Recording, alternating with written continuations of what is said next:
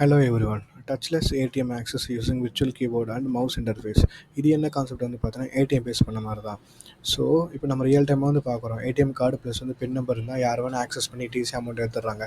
இதனால் ஃப்ராட் நடக்குது. ப்ளஸ் வந்து கோவிட்-19 டைம்லலாம் வந்து பார்த்தீங்கன்னா நம்ம ஏடிஎம் யூஸ் பண்ணும்போது நம்மளோட ஹேண்டை வச்சு என்ன பண்ணால் டிசீஸ் வந்து வர வாய்ப்பு நிறையவே இருக்குது. இது ஃப்யூச்சரில் சப்போஸ் வந்துச்சுன்னா அதை என்ஹான்ஸ் பண்ணுறதுக்கு ப்ரொப்போஸ்டாக இப்போ நம்ம என்ன பண்ணியிருக்கோம்னு பார்த்தீங்கன்னு வச்சுக்கோங்களேன். விர்ச்சுவலாக வந்து பார்த்தீங்கன்னா கீபோர்ட் அண்ட் மவுஸ் வந்து ஆக்சஸ் பண்ணுற மாதிரி இருக்குது. இப்போது ப்ளஸ் இன்னும் என்ன ஆட் பண்ணியிருக்கோம்னு பார்த்தீங்கன்னா ஃபேஸ் ரெகனைசேஷன். இப்போ நம்ம நார்மலாக ஏடிஎம்மில் வந்து பார்த்தீங்கன்னா ஃபேஸை வந்து ரெகனைசேஸ் பண்ணிவிட்டு நம்மளால் ஏடிஎம் யூஸ் பண்ணுற மாதிரி இல்லை. பட் நம்ம இப்போ என்ன இதில் பண்ணியிருக்கோன்னா ஃபேஷியல் நம்ம ரெகனைசேஸ் பண்ணிவிட்டு நம்ம ஏடிஎம் ஆக்சஸ் பண்ணுற மாதிரி. இதுக்கு டீலி ப்ரெசிடென்ட் அல்காரம் நம்ம யூஸ் பண்ணிவிட்டு ஃபேஸோட டேட்டாலாம் நம்ம ஸ்டோர் பண்ணியிருப்போம்.